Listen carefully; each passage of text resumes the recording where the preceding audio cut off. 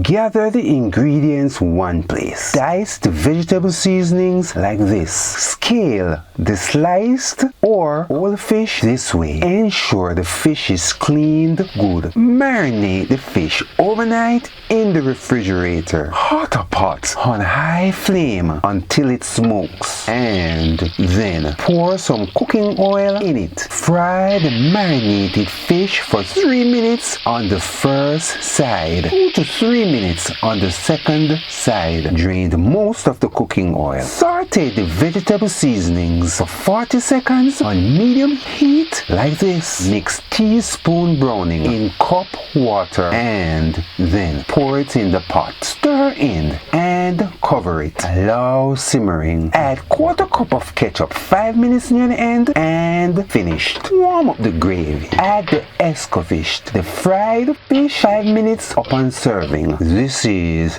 brown stewed fish. Get the cookbook, Jamaican Food Recipes. It's a big 8x10 book with 511 pages that you can lay out on a table for easy reading.